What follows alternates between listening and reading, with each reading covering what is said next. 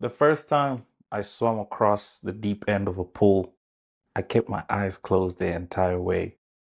I was capable of making it across. I just wasn't ready to look down and see how deep the water was beneath me. Lately, I've been wondering how often we do the same thing in adulthood. I remember when I was about 4 or 5, and my parents felt like it was a good time for me to go learn how to swim. And, it's just one of those life skills that you never know when you'll need it. God forbid you find yourself in the Titanic. But I remember this experience because I picked it up quite fast. And in no time, the trainer dropped me in the deep end. And that's where this memory stuck with me because I remember I was swimming across the pool, like the width, not the length. And when I was doing it in the shallow end, I would always do it with my eyes open. But this particular deep end experience stood out to me because I could go through from one end of the pool to the other, but I couldn't look down. For years, I thought that was simply a story about courage. Do the thing that scares you, move before fear talks you out of it. But the part that keeps returning to me now is not that I made it across, it's that I never opened my eyes. I never opened my eyes. It really had me thinking sometimes our ability has already shifted, but our understanding of who we are still hasn't. And that's what I started to think about in adulthood because a lot of us try to steer ourselves into new territories by wanting to learn a new skill, wanting to be in new environments, whether it's professionally, whether it's a passion project. For me, I started this platform with no background in media, no production, no editing, no nothing. It was sheer curiosity to learn what creating content looks like and what video production looks like pre, during, and post. And at the beginning, you start with what you have, right? You have a phone, your laptop, and you put it out there, get it going. But over time, as you continue to record, edit, publish, test, fail, return, you start to see people who do the same work as you, and you borrow some ideas that tend to visibly improve your own output. Over time, I realized I started getting questions about content and storytelling, things that I didn't really see at the beginning when I started the whole process of building the platform. There's a lot of imposter syndrome that comes with that. Who am I to give opinion on this when I don't have a professional background? And this can typically put you in rooms that rightfully so deserve your presence, but because your introduction to yourself has not shifted, you tend to let a lot of opportunities go.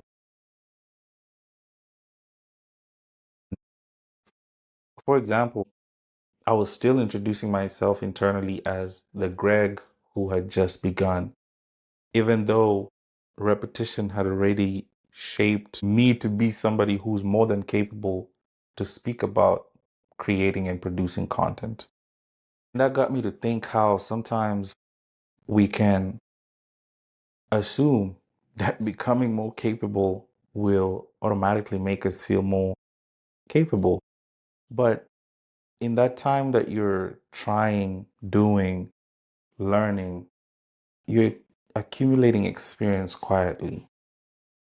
But the funny thing about your identity is your identity tends to update slowly and it lags behind your experience. So, for example, you've been going to the gym consistently. It might not be 5 times a week, but you've been showing up 3 times a week. And beforehand, you weren't showing up to the gym whatsoever. But you're entering the gym as somebody who had no consistency at all. But once you place yourself in an environment where people are going 5 times, 6 times, 7 times a week, you still identify with your old self because you can see other people who are being way more consistent than you. And the truth is, your identity has just not caught up to your routine, which is 3 times a week. For somebody who didn't have that before, is great. And sometimes you are so hard on yourself because you're not doing 6 times a week or 7 times a week. But these are people who are probably a decade into their journey. As a beginner, you have to really reframe your mind to think, I am also consistent. I might not be 6 days consistent, but I'm 3 days consistent, because consistency is consistency and it depends with where you're at. And I think your life can move forward while your self image continues living in an earlier season. So it's very important to understand that your old identity is not necessarily false. That was once accurate. Problem is that now it's incomplete.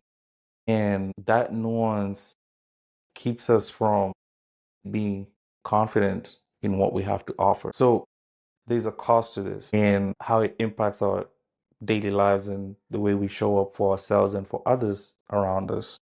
You can keep declining opportunities that fit who you have become just because you're still evaluating yourself using who you are. There's a part of us that will turn down opportunities because of the fear of not being ready. There's days where we keep waiting for a future version to become ready for something our current actions have actually already prepared us for. You study for a course, you know the technicalities of doing software engineering, but since you have never been in a formal position, you don't apply for that job because you don't believe you're capable of doing it, even though you've completed a curriculum for the said profession. Sometimes I feel as though I wasn't always waiting for the opportunity to become right. Sometimes I was waiting to feel like the right person. Because when I look at the evolution of Limitless or Greg, there's a part of me that knows there are opportunities for me to probably do speaking engagements, but there's a part of me that still feels like I'm not the right person because XYZ. And that self doubt is not always useless.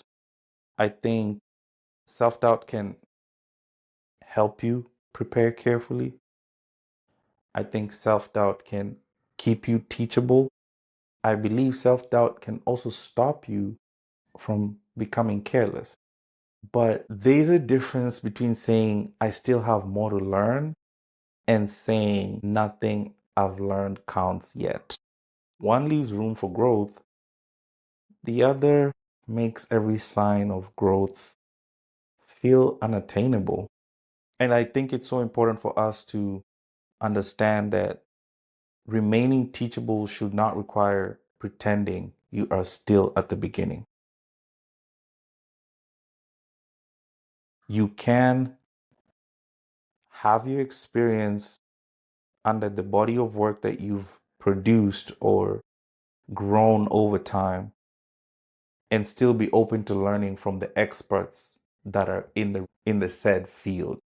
So it's so important to shift how we look at ourselves, because I believe I may not have begun with a media background, but 2 years of deliberate practice have produced real experience. The beginner may still be part of your story. It just may no longer be the only honest description of who you are. So when I go back to the pool and swimming across, when I was a child entering the deep end, but courage changes over time. And now I think courage can also mean opening your eyes once you're there. This may look like accepting an opportunity without immediately disqualifying yourself, trusting a result instead of dismissing it as luck. You can speak from your personal experience without pretending to know everything. And the best of it all is you can also allow for repetition to count as evidence. So maybe you do not always need another deep end to dive into. Maybe you need to see the one you have already crossed. So this week, I want you to pay attention to one place where the language you use about yourself may be lagging behind the evidence that you have produced. I still describe myself as someone with no background in media or production, but the evidence shows that I've spent 2 years recording, editing, publishing, experimenting, and becoming more capable through the work. This is not about manufacturing confidence, it's about updating the record. So maybe the deep end is not always the thing keeping us from moving forward. Maybe we have already crossed it. But maybe the next act of courage is opening our eyes. This was your weekly reset. I hope we can all read, reflect, and rise. Please sign up for the newsletter, and I hope to see you guys on the next one.